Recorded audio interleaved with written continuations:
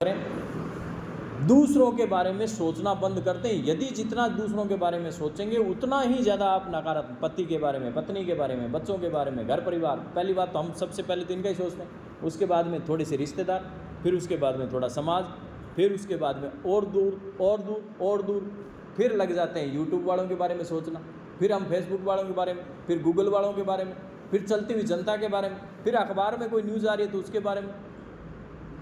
कोई लेना देना नहीं है हमारा, इनसे कोई सरोकार नहीं है। आप अगर न्यूज़पेपर नहीं पढ़ते हैं, आपके तकलीफ है, कीड़ा किसके है? हमारे ही है। अखबार वालों का अखबार बंद हो जाएगा, कम हो जाएगा, ज़्यादा हो जाएगा, नहीं हो जाएगा, आपको ज्ञान नहीं मिला तो आपको अज्ञानी कहेंगे, लोग कहेंगे जी बड़े अखबार नहीं पढ़ते क्या आप? ऐसे कहने वाले मुझे तो नहीं मिले।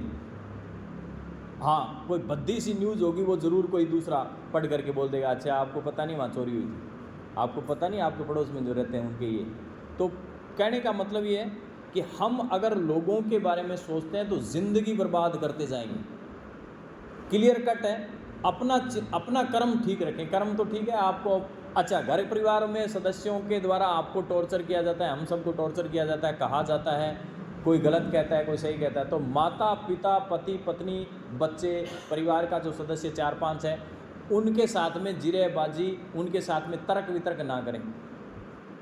हम क्या करते हैं, सही साबित करने के लिए लग जाते हैं वकील की तरह तर्क करने के लिए, और तर्क करते ही तुरंत ही तर्क बाद में क्रोध का कारण बन जाता है। क्रोध में लठ बजते हैं तो सारी मानसिक शांति सारी बिगड़ जाती है। आपने जो धर्म कर्म ज्ञान जितना पढ़ा लिखा वो सारा 2 मिनट में धूड़ गुड़ गोबर।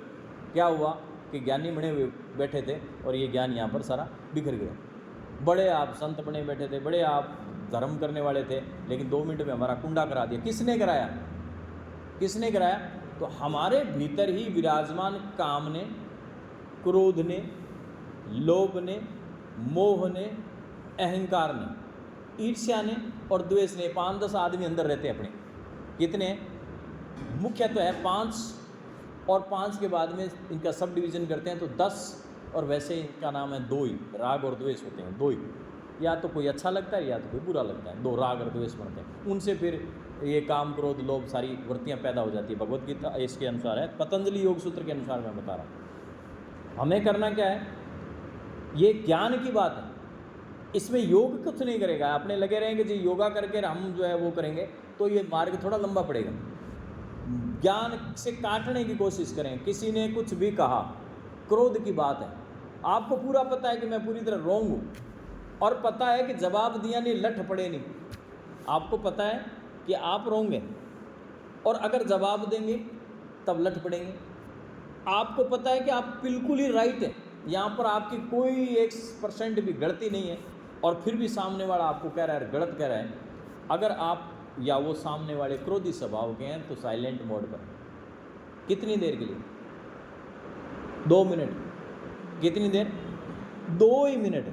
तीसरा मिनट नहीं चाहिए, 2 ही मिनट। 2 मिनट साइलेंट, साइड से निकल जाएं, इधर उधर पार हो जाएं, क्योंकि सामने खड़े रहेंगे तो ट्रिगर पॉइंट बनता है। इसको बोलते हैं उद्दीपक। अगर सामने कोई खड़ा रहेगा और ट्रिगर करने वाला होगा तो ट्रिगर हो जाएंगे हम। ट्रिगर का मतलब होता है उस समय वो क्रोध का आवेश या ईर्ष्या का आवेश, द्वेष का आवेश वो भयंकर बढ़ेगा। साइलेंट, कोई छोटे बाप का नहीं बोलेगा आपको, चुप हो जाएं, टॉपिक ख़त्म। 2 मिनट बाद में आप उस पर आराम से कोई भी बात करें और करें, सामने वाला ही कहेगा यार तो आपको पता तो कह देते, नहीं प्रभु नहीं कहा, बचाव हो जाता है। हर जगह यही है। और हम सब के जो जितने भी हम लोग बैठे हैं गृहस्थी हैं, गृहस्थियों के साथ में झंझट ज़्यादा है। गृहस्थ आश्रम में रिश्तेदारियों का तो हमारे यूँ जाड़ बंधा हुआ है, और वो क्या सोचेंगे इसका शब्द का हमारे अंदर ब्रह्मजाल बना हुआ है, वो क्या सोचेंगे। और कुछ लोगों ने सोच दिया कि लोग सोचें वो सोचें, हमें कोई लेना देना नहीं। वो है नई पीढ़ी, लोग सोचें वो सोचें, हमें कोई लेना देना नहीं। वो है बिल्कुल ही नंग धड़ंग हो गए, जिनको कोई मतलब नहीं कि कोई सोचे या ना सोचे, हमें क्या लेना देना है। तो बाहर हम जो देखते हैं रेस्तराओं में, होटलों में, सार्वजनिक स्थलों में जो उल्टे सीधी बातें देखते हैं, उल्टे सीधे लोग देखते हैं, वो सारे लोगों से हमें कोई मतलब भी नहीं, वो भी गलत। अर्थात आपको जिस तरीके से जो लाइफस्टाइल है उसको आदर्श अगर लाइफस्टाइल आप जी रहे हैं और फिर भी अगर आप परेशान हैं तो तो आप अपने मन पर काम करें, दूसरों पर काम करने की ज़रूरत नहीं। आप सदस्य नहीं बदल सकते, ना किसी की पत्नी बदल सकते, ना पति बदल सकते, ना बेटा बदल सकते, ना बेटी बदल सकते, ना परिवार के सदस्य बदल सकते, ना घर बदल सकते, ना आर्थिक स्थिति बदल सकते, ना आप कोई सामाजिक स्थिति बदल सकते, ना जाति बदल सकते, ना धर्म बदल सकते, ना शरीर के अंगों को बदल सकते, ना मन को बदल सकते। काम किसको कर सकते हैं? एक ही है, अपने आप को बदलना है। चैप्टर दूसरा है ही नहीं। किसको बदलना है? स्वयं। अब मैं कहूँ कि ये आपका स्वभाव ठीक नहीं, तो ये क्या कहेंगे? आपका ठीक नहीं। मैं इनको कहूँ आपका स्वभाव ठीक नहीं है, कि मेरे को कहेंगे आपका स्वभाव ठीक नहीं। क्योंकि जाहिर है कि जब मेरे द्वारा चाही गई इच्छा अनुसार इन्होंने बर्ताव नहीं किया, तो हमारे द्वारा कहा गया कि आपका स्वभाव ठीक नहीं। अगर मेरा ही अच्छा स्वभाव है, बढ़िया गुड स्वभाव का हूँ, तो परवाह नहीं है, जैसे रहे, क्या फर्क पड़ता है मुझे? कोई फर्क नहीं पड़ता उनकी क्रियाओं से, उनकी। और एक लेवल आने के बाद में घर के सदस्यों का फर्क आप पर पड़ना नहीं चाहिए। आप एक चीज़ों तक समझा सकते हैं किसी को, पति को, पत्नी को, माता को, पिता को, भाई को, बहन को, पत्नी को, इन सदस्यों को आप एक लेवल तक ज्ञान दे सकते हैं, टॉर्चर कर सकते हैं, कड़वे बोल सकते हैं, बदलने की कोशिश कर सकते हैं। उसके बाद में चैप्टर कर दें, किताब कर दें बंद। आप बदलने की कोशिश ना करें। किसको बदलना है फिर? भीतर, इधर से बदलाव करें। सामने वालों को जीरो बदलना। आपका चाहे पति है, आपको पता है गलत है, क्योंकि मैं इन सारी चीज़ों को बार बार यहाँ पर देखता हूँ, इसलिए मैं जो शब्द बोल रहा हूँ अनुभवी शब्द हैं सारे के सारे। मैं देखता हूँ बिल्कुल गलत, फर्जी। एक महिला यहीं पर, जिस महिला बड़ी साधु संत और बड़ी तपस्वी, लेकिन उस महिला के जो प्राणनाथ थे, वो प्राणनाथ दुनिया के महानतम खिलाड़ियों में से एक खिलाड़ी। सारे गुण जितने भी तमोगुणी होने चाहिए उतने सारे तमोगुण, जितने रजोगुण होने चाहिए वो सारे रजोगुण। और महिला बेचारी परेशान, वो धर्म कर्म वो पूरी तरह से नैतिक तरीके से अपने तरीके से चले, सब कुछ सुख लिख के लिए करे, लेकिन वहाँ तो मौज महाराज की। तो उसका प्रश्न आया कैसे करें, जिए कैसे? ये तो बड़ा कष्ट में काम हो गया। ठीक है, उम्र कितनी आ गई, 50-55, दिमाग क्यों लगाते हो? जो जैसा करेगा सो वैसा वो बनेगा। उसके कर्म किसके साथ में? आपके कर्म किसके साथ में? आपके साथ में। भगवान उसको अगर दुख देना चाहता है, जिसको भगवान दारुण दुख देगी उसकी बुद्धि पहले हर ले। उसकी बुद्धि हरण कर रखा है भगवान ने, उसको कष्ट देने का विधान बना हुआ है, प्रारब्ध कर्म के हिसाब से उसका विधान है। तो छोड़ दो, छोड़ दिया। मतलब छोड़ने का मतलब है मन से, ना कि आप कोई रिलेशन तोड़ लो, ना कोई आप तलाक दे दो, ना कोई कुछ नहीं। वो जैसा करें उनकी मौज। आपको कहे कि ये करना है ठीक, नहीं करना है ठीक, ऐसे ठीक, ये गलत है ठीक। वो कहेगा जी ये दिन है ठीक, रात है ठीक, चैप्टर क्लोज। थोड़े दिनों में सारी चीज़ें चेंज हो गई। भगवान की अपने आप ही कृपा होती गई, धीरे धीरे धीरे धीरे बदलाव आया, ज़बरदस्त तरीके से हुआ। जो चीज़ें होनी चाहिए थी वो अपने तरीके से घटनाक्रम घटित हुए, सब ठीक रहा। एक नहीं, 1000 उदाहरण। और 20 लड़कियां ऐसी हैं मेरे पास में, यहाँ 20 फैमिलीज से महिलाएं ऐसी हैं जो तलाक वाले कागज़ लिए घूम रही, तलाक लिए ले, दूसरा घर नहीं मिल रहा, दूसरा घर नहीं मिल रहा। पहले तो प्रेम जाल में फंस करके, दूसरा प्रलोभनवश, कामनावश, गलत संगत से, जिस भी कारण से। अच्छे अच्छे घर हैं, सारी जाति धर्म की हैं, उसमें भी कोई विशेष जाति धर्म का नहीं, सारे। कोई कहे कि जी मेरी जाति में नहीं है, मेरे संप्रदाय में नहीं, यह नहीं, सारे हैं वो। और उनके हालात ये है कि दर दर की ठोकर खा रही है और भयंकर रो रही है। यहाँ पर आई है सारी डिप्रेशन में। उस समय उनसे अच्छे खासे पैसे भी ले लिए, सब कुछ कर लिया, और उस समय वो तो भयंकर गंदा आदमी है, वो तो गलत है, फलाना ढिंगड़ा कर करा करके सारे कर लिए कुंडे। अब वर्तमान में माता पिता के ऊपर तो भयंकर, मतलब वज्रपात जिसको कहते हैं वो हो गया। उनका तो नरक कर ही दिया है भी। पहले तो नरक वैसे कर देते हैं जब आप किसी उल्टे सीधे कर्म में कर लेते हो, फंस जाते हो तब। और दूसरा नरक कब कर दिया कि जब आप घर पे वापस आ गए। अब उन घरों, उन माता पिता की, क्योंकि वो भी हमसे मिलते हैं, तो उनकी हालत देखनी होती है कि मानसिक रोगी होते हैं वो है। और ऐसे नहीं कि वो कोई छोटे घर हैं, अच्छे खासे, कोई बड़े अधिकारी हैं, कोई बड़े पैसे वाले हैं, कोई बड़े इज्जत वाले आदमी हैं, उनका सारों का कुंडा कर करा करके नक्की कर दिया। और वो 15-20 जिनके मैं नाम ले रहा हूँ मेरे पास एकदम टिप्स पर, सारों के सारे घर बसे नहीं, दोबारा घर नहीं बस रहे, दोबारा उनको कोई ले जा नहीं रहा। अपने सौंदर्य में, उनके अपने वो ज्ञान में उनको लगा था घमंड की भी क्या है, तुम्हारे जैसे और बहुत देखें, हम ये कर लेंगे वो कर लेंगे, वो बैठे चुप चपाते नहीं। ऐसे ही उनके हाल हैं, किनके? दूसरे वर्ग के।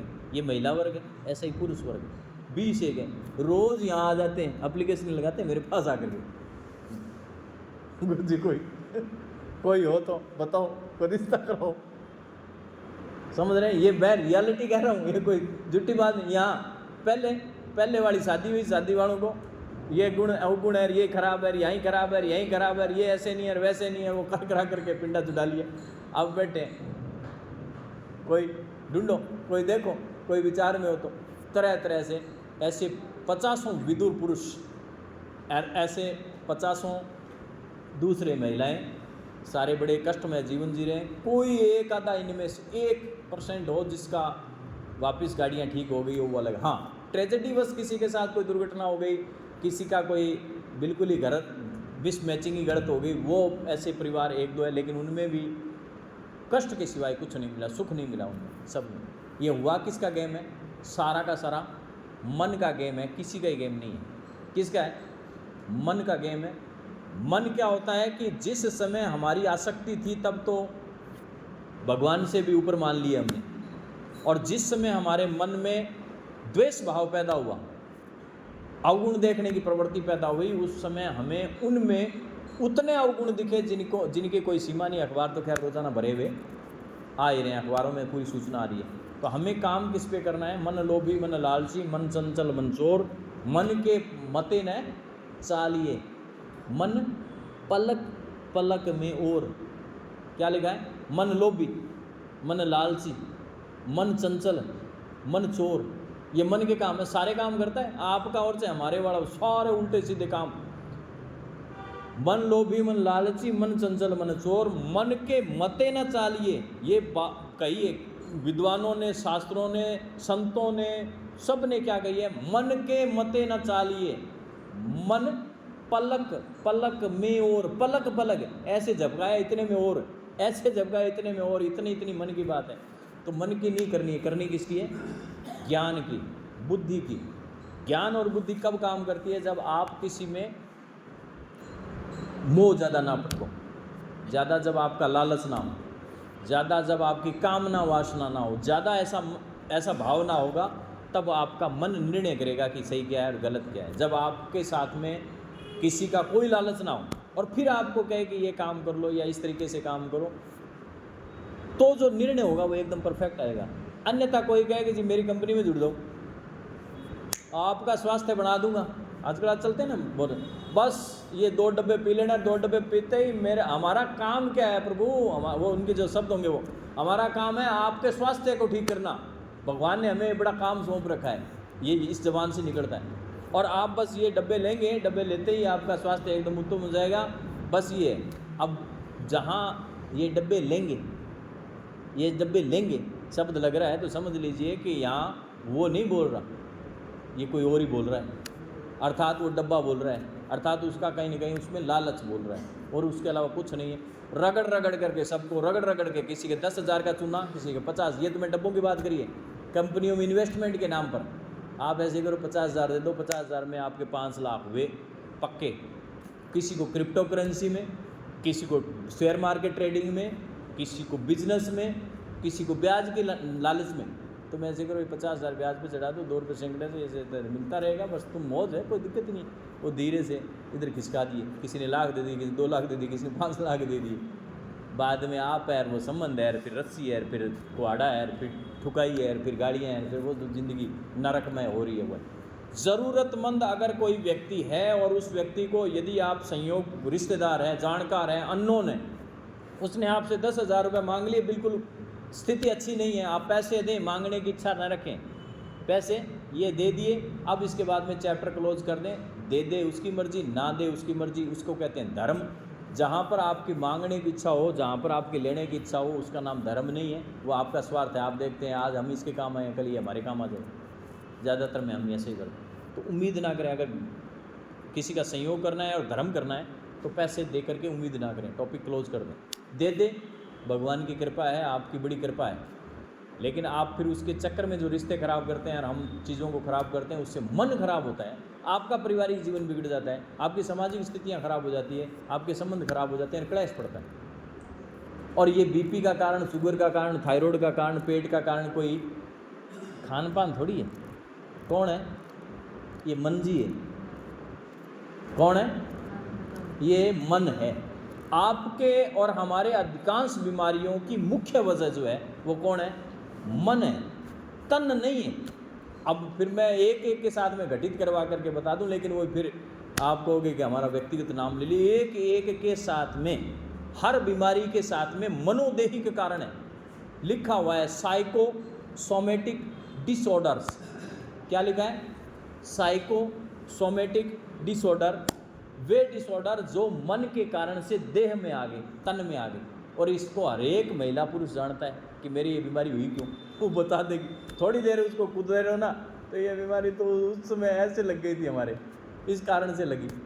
खान पान से लगने वाली बीमारियां वर्तमान काल में कम है, मन से ज़्यादा लग रही है। हाँ, फिर वो खान पान उसमें पोषक तत्व का काम तो कर ही जाता है कि वो चीज़ें जुड़ जाती हैं। तो हमें काम किस पे करना है? घुमा फिरा करके मन के बारे में रट लेना। फिर दोबारा, मन लोभी, मन लालची, मन चंचल और मन चोर। सुन लेना, चोर है ये मन, चोर। ये क्या चुरा सकता है? तो आपका अमन, आपकी शांति, आपका चैन, आपका घर, आपका परिवार, आपका हर तरह का जीवन जो है वो सारा चुराने की क्षमता रखता हुआ है मन। आपको कोई हाथ पकड़ करके नहीं ले जाता कि आप ये खा लो। कोई हाथ पकड़, मेरे को तो नहीं ले गया, तो आपको कोई ले जाए तो वो मैटर है। कोई हाथ पकड़ने वाला है? पहले होते थे, ऐसे मित्र भी होते थे, ऐसे जानकार भी होते थे, रिश्तेदार होते थे, हाथ पकड़ कर बिठा लेते थे, कोई खाना खा, तू खाएगी नहीं तो हम ये नहीं है रे वो। आजकल माता पिता और चाहे पति पत्नी और चाहे तीसरा हो, रोटी जीम लेते हैं, खा लेते हैं, वो थोड़ी देर मुंह सुझाए बैठे रहते हैं। अच्छा ठीक है, नहीं खाएंगे तो बाद में खा लेंगे, अपने आप खा लेंगे। पहले बड़े पकड़ लेते थे हाथ, ऐसे हाथ पकड़े खाना खाओ। और खाना खाते नहीं थे तो क्या करते थे? क्या करते थे पूनम जी?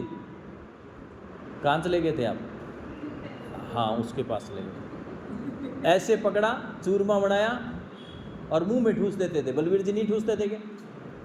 अगर नहीं खाते थे तो बच्चे के मुंह में जैसे ठूसते हैं वैसे बड़ों के मुंह में ठूस देते थे कि ये खाना खा लो।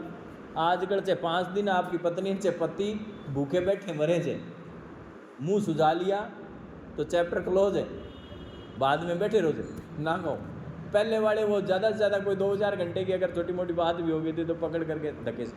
अर्थात आपका वर्तमान में मन ही आपको लिए घूम रहा है, चाहे वो जोमेटो जा रहा है, चाहे टोमेटो जा रहा है, चाहे घर के किचन में कुछ बनवा रहा है, चाहे डी-मार्ट ले जा करके ट्रालियाँ भर करके आप जो सामान ले करके आते हो पैसे की संबंधता के कारण से, बड़ी ट्राली, बड़े मालिक। मैं भी 1-2 बार गया था, फंसा था, वो ट्राली भर कर के या सामान, तो हम भी चौड़े होकर चलते थे, देखते हैं बड़ा मोटी ट्राली भरी है।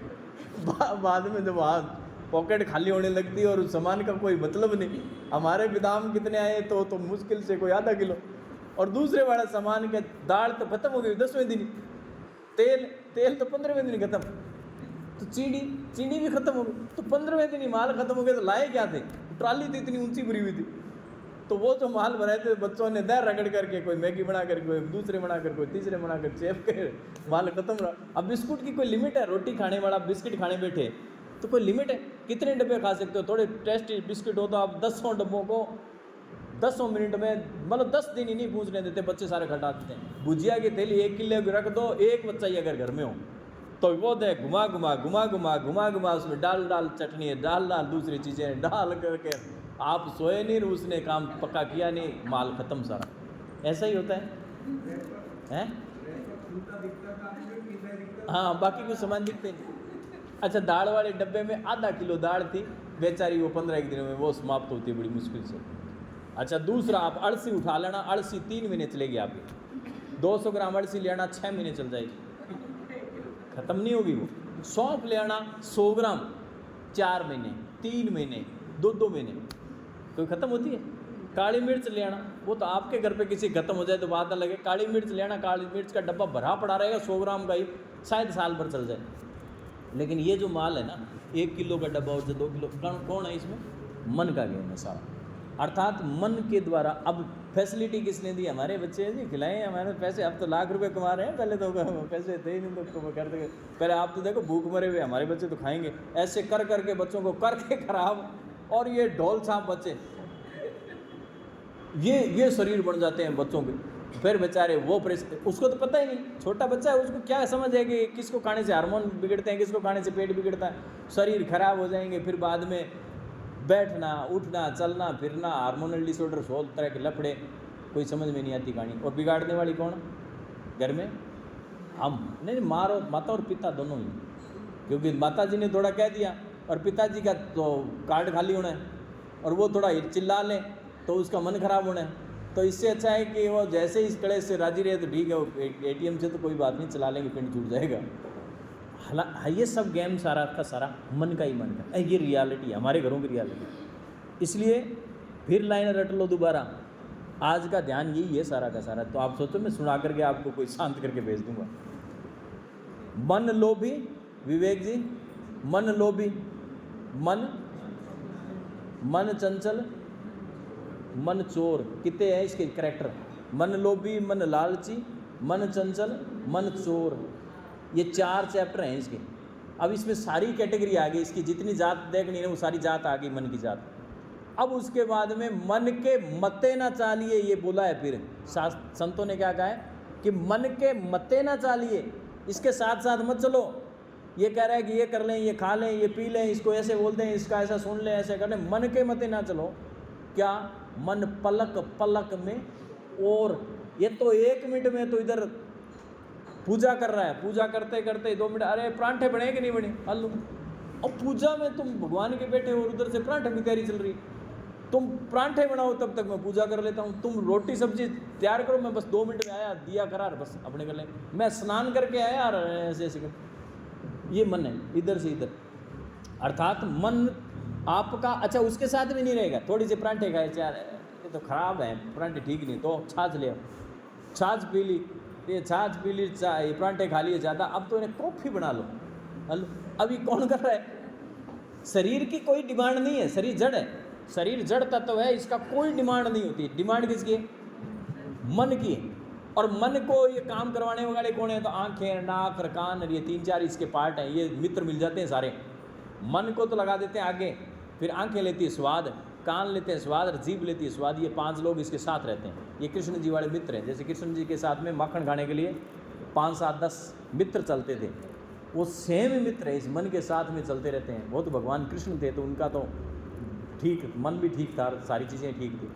अपने वाले मन तो क्या है कि इसकी तो कोई कल्पना ही नहीं। ये 2 मिनट में तो एकदम भगवान का भक्त बन करके बैठ जाएगा, और 2 मिनट में एकदम नीच से नीच आदमी हो जाएगा, ये खतरनाक से खतरनाक, इतनी एकदम से एकदम यूँ एक उच्च स्थिति में नीची स्थिति में। इसलिए मन पर ही हमें काम करने की ज़रूरत है। और मन को ठीक करने का तरीका क्या है? अब आता है मन का चैप्टर ठीक करने का। तो मन जिस चीज़ का लगातार चिंतन करता है वह उस पर चलता है, जिसका लगातार चिंतन करेगा उस पर ये टिकने की कोशिश करता है। जैसे भगत का मन कहाँ चलेगा?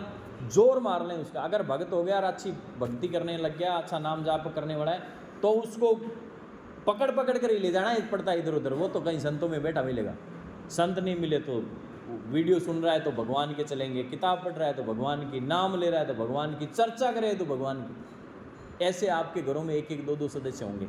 अन्यथा तो आप बैठो ना उनके साथ में, कोई भगवान की बात करने के लिए जाओ तो ज़्यादातर लोग छेड़ देंगे तीसरी राग।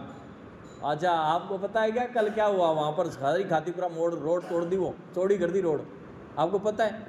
अब ये तेरा लेना देना क्या है? अब मेरे को आस पास आकर के बैठ जाते हैं कई बार कोई चिंतन करने, तो तीसरी बात ला करके हम बिल्कुल इच्छा ही नहीं रखते कि इस चैप्टर पर कोई बात करें। क्यों पंगा लेंगे? क्योंकि एक मैं करूँगा, वो 2 करेंगे, 2 करेंगे, उसका जवाब देंगे, तीसरी बात निकलेगी, तीसरी। अच्छा ऐसे थोड़ी होता है, ऐसे होता है, आलू तर्क वितर्क हो जाएंगे, फिर 15-20 मिनट वो थोड़े बहुत बचे हुए टाइम होते हैं, वो कबाड़ खाने में चले जाते हैं। तो मन का चिंतन चेंज करने के लिए एक जगह पर वर्ती है, वो है भगवान का नाम। आपके जितने काम कराने हैं, जितना जो कुछ भी कराना है, वो भगवान के नाम के अलावा कुछ नहीं करा सकता। परमात्मा का सिमरण करना, परमात्मा का सत्संग सुनना, संतों को सुनना, इससे कोई साधु नहीं हो जाता। कहते हैं कि जी ऐसा करेंगे तो वैराग्य हो जाएगा, तो वैराग्य नहीं हो जाता। कर्म योगी हो जाएगा, क्रिया योगी हो जाएगा, ज्ञान योगी हो जाएगा, भक्ति योगी हो जाएगा। असल में योग का मतलब भी है, योग का मतलब ये जो आप लोग आसन लगाते हैं ना, इसका मतलब योग से नहीं है। भगवत गीता में योग शब्द का प्रयोग अच्छा खासा दे रखा है, लेकिन कहीं पर भी इसमें ये नहीं लिखा कि आप बैठ करके सारे आसन करोगे तभी योगी माने जाओगे, ना, इसमें नहीं लिखा है। भगवत गीता अध्याय 6 अध्याय में भगवान कृष्ण ने अर्जुन को समझाते हुए लिखा है कि जिस समय आपका मन और आपकी इंद्रियां और आपका शरीर आपके वश में हो जाता है और आपकी आसक्ति किसी भी कर्म में नहीं रहती है, कर्म के फल में आसक्ति नहीं रहती है, तो उस समय समझ लेना कि आप योगारूढ़ हैं, आप योगी हैं, आप सन्यासी हैं। किस स्थिति में? जिस समय आपका मन, इंद्रियां और कहाँ गए, किधर गए थे? कौन सा टॉपिक बोला मैंने? इसका नाम इंद्रियां और इसका नाम मन है। कि आपने थोड़ा सा इधर देखा तो चिंतन उधर मुड़ गया आपका, मेट समेटने वाले को देखा तो मेट समेटने वाले में चिंतन चला गया। मन सबसे पहले गया, कौन? मन। दूसरा इंद्रियां, आपकी इंद्रियां आपको ले जाएगी, जैसे जैसे ले जाना चाहेगी मन को ले जाएगी, जैसे इंद्रिय ले जाना चाहे मन को ले जा सकती है, मन इंद्रियों को ले जा सकता है, दोनों एक दूसरे के साथ चलते हैं। मन, इंद्रियां और शरीर अगर जिसने जीत लिया वो आप अपना मित्र है, और जिसने मन और इंद्रियां और शरीर नहीं जीता वो अपना शत्रु है। ये कौन से अध्याय में लिखा है? झूठी बात नहीं, भगवत गीता अध्याय नंबर 6 श्लोक नंबर 5 या 6। क्या लिखा है? दोबारा फिर बताते, किस किस को जीतना है, किस किस को जीतना है? भगवत गीता अध्याय नंबर 6 श्लोक नंबर 6, जिस जीवात्मा द्वारा मन और इंद्रियों सहित शरीर जीता हुआ है, मन और इंद्रियों सहित शरीर जीता हुआ है, उस जीवात्मा का तो वह आप ही मित्र है, और जिसके द्वारा मन तथा इंद्रियों सहित शरीर नहीं जीता गया है, इसके लिए वह आप ही शत्रु के सदर्श शत्रुता में बरतता है। कौन हुआ फ्रेंड आपका? फ्रेंड कौन हुआ? जिसका मन, जिसकी इंद्रियां और जिसका शरीर, ये तीन जिसके बस में, वो अपना फ्रेंड है। उस जगत में कोई किसी का मित्र नहीं है, कोई किसी का शत्रु नहीं है। कौन है? मन। मन, इंद्रियां और शरीर, ये तीनों मिलकर के ही आप अपने मित्र बनते हैं और आप अपने शत्रु। जिसका मन नहीं जीता हुआ है और जिसका इंद्रियां कंट्रोल में नहीं है और जिसका शरीर कंट्रोल में नहीं है, वो अपना ही शत्रु है, अपने शत्रु के सदर्श बरतता है। क्योंकि उसको तो थोड़ी सी बात लग जाएगी, अच्छा उसने ऐसे कह दिया, इतने में मन खराब हो गया है, क्या करें, उसने हमें बहुत गलत बोला, कल बहुत बुरी तरह से हमारी बातें कर दी, मन खराब, अच्छा नहीं है, मेरा मूड खराब हो गया। खराब किसने करा? मन ने। प्रभावित क्यों हुआ? क्योंकि उसका कंट्रोल में है नहीं, दूसरे वाले ने किसी ने कह दिया। कहने वाले तो कहेंगे, आप साथ सीधे चलोगे तो 100 तरह की बात करेंगे। अच्छा शेखर जी जा रहे हैं, अच्छा ये ऐसे कपड़े पहने हुए, अच्छा ऐसे सुंदर है, अच्छा देखो चाल ठीक है, अच्छा ये ठीक है, मतलब तरह तरह से उनके है। लेकिन अगर आपका मन और इंद्रियां जीती हुए तो चाहे 100 बार कुत्ते भौंकते रहे हाथी के छेद पे, वो तो ठाठ से यूँ मस्ती में बड़ा यूँ हिलकता ठाठ जो कूदते सारे मोहल्ले के पीछे भयंकर रूप से चिल्लपो करते हैं। अर्थात हमें कंट्रोल किसको करना है? मन, इंद्रियां और शरीर। इंद्रियों को कंट्रोल में करने के लिए तो सरल तरीका है, इंद्रियां ज़्यादा पंगे नहीं करती, इंद्रियां कंट्रोल हो जाती है। पंगा सारा मन का है। इंद्रियां का क्या है कि जैसे आँख बंद कर ली तो काफ़ी हद तक दृश्य दिखेगा नहीं, तो चीज़ें, कान सुनना बंद कर दें, हालांकि ये असंभव सा काम है, लेकिन कम किसी को सुने नहीं, मतलब कान लगा कर नहीं सुने। अब धक्के से कोई सामने आ गया तो सुना दिया तो मैटर अलग है।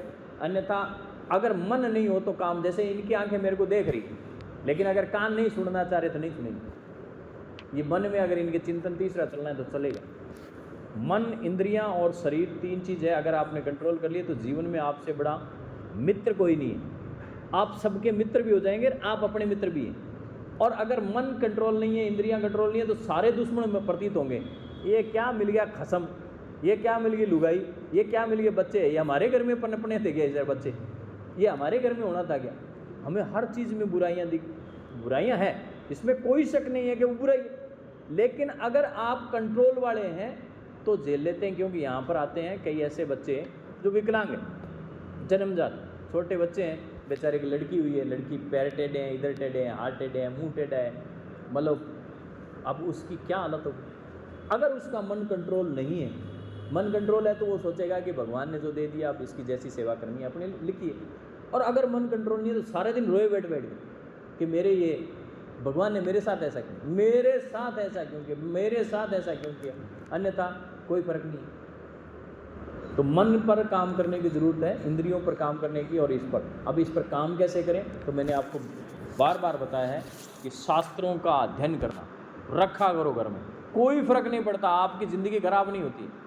मैं इन सब चीज़ों को प्रैक्टिकली, क्योंकि प्रेमानंद जी संत साहब कहेंगे तो वो तो चलो साधु हैं, सन्यासी है, वैरागी हैं, वो कहेंगे, हम गृहस्थ आदमी हैं। जितना सुख इन शास्त्रों को पढ़ने से, शास्त्रों का स्वाध्याय करने से, संतों को सत्संग सुनने से जितना सुख मिल रहा है, उतना सुख पहले जो लोगों का चिंतन, लोगों की बातें, लोगों के तरीके से जीवन जीने में मिल रहा था, वो कुछ भी नहीं था उसका। इससे बड़ा सुख नहीं। अगर ये घर गृहस्थी में 4 लोग भी अगर सीख जाएं, आपके फेवर में अगर 2 लोग भी हों, ना लोग भी हों, इसका प्रभाव पड़ने लगता है इतना खतरनाक तरीके से कि आपके आसपास का वातावरण ऑटोमेटिक चेंज होने लग जाता है। कितना भी अगर आप इस संत प्रकृति या सत्संग या शास्त्रों को पढ़ने वाला व्यक्ति लगातार इनका चिंतन मंथन कर, चिंतन जरूरी है। जैसे भगवद गीता आपके सबके घरों में पढ़ी है कि नहीं है?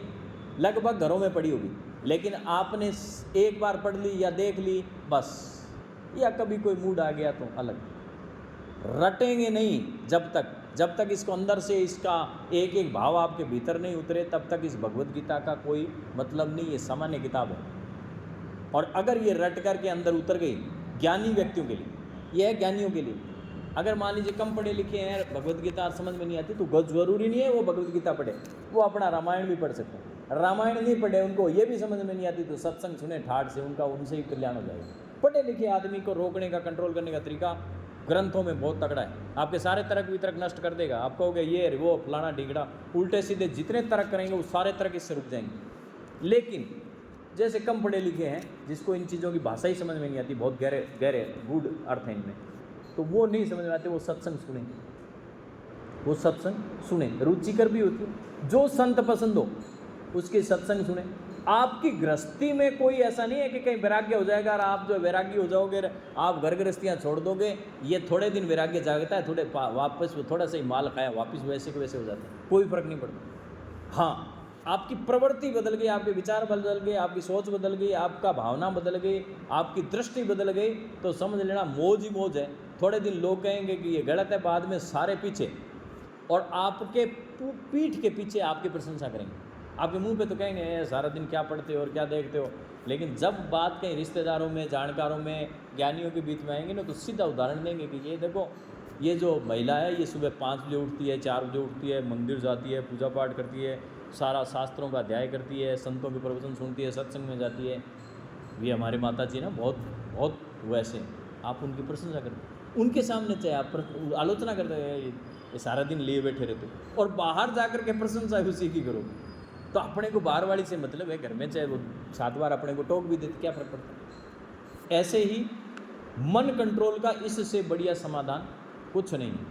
क्योंकि ध्यान में भी जब हम बैठते हैं, क्योंकि ध्यान लगा करके हम इस मार्ग के आदमी हैं, तो सारी चीज़ें करते रहते हैं प्रैक्टिकल। ध्यान में एक बहुत अच्छी स्थिति प्राप्त करने के लिए कम से कम 1-2 घंटे चाहिए, टिक करके जगह चाहिए, शांति होनी चाहिए, फिर आपको विधि भी पता होनी चाहिए, या लंबी प्रैक्टिस के बाद में ध्यान बहुत गहरे लगते हैं जब आप जीरो हो जाते हैं। सुनिए, कुछ नहीं आएगा मन में, अभी जो ऐसे आता है ना, आंख बंद करिए, चिंतन उल्टा सीधा नहीं आएगा, जीरो हो जाएंगे आप। वो स्थिति कुछ लोगों की प्राप्त होती है, कुछ लोगों को मिल जाती है, दिव्य संयोग से भी हो सकता है, प्रैक्टिस से भी हो सकता है। लेकिन ये जो मैंने बताया, संतों का और शास्त्रों का अध्ययन जो है, ये 1 नंबर की चीज़ है, और जगत को बदल नहीं सकते, बदलना भी नहीं चाहिए, सोचना भी नहीं चाहिए। कई बार घर गृहस्थी में नुकसान भी हो जाते हैं, किसी का पति नहीं है, किसी की पत्नी नहीं है, किसी के बच्चे नहीं है, किसी के परिवार के अंदर और कोई 100 तरह के कष्ट हैं। कष्ट का आप समाधान कर ही नहीं सकते। मान लीजिए किसी की पत्नी चली गई, तो अपने पत्नी कहाँ से ला देंगे? किसी का पति चला गया, कहाँ से उपलब्ध करा दोगे? चाहे वो हमारी बहन ही है, चाहे किसी का भाई है, चाहे किसी का जितना निजी व्यक्ति है उसको उपलब्ध थोड़ी करा सकते हैं। हमारी मान लीजिए पिता है और पिता माता नहीं है तो क्या हो गया, अब हम कोई अवेलेबल थोड़ी करा सकते हैं। लेकिन उसके मन को चेंज करके उसके उस परिस्थिति के साथ में भी रहने के लिए हम उसको इतना मजबूत बना सकते हैं जिसकी सीमा ही नहीं। अगर घर गृहस्थियों में क्यों आसक्ति होती है ना, हमारी माता में, पिता में, भाई बंध में, रिश्तेदारों में, मृत्यु का किसका है, किसी का ही भरोसा नहीं। कब हम मर जाएं, कब आप मर जाएं, कब कौन बच्चा मर जाए, किसी का ऊपर किसी की भी मृत्यु का भरोसा नहीं।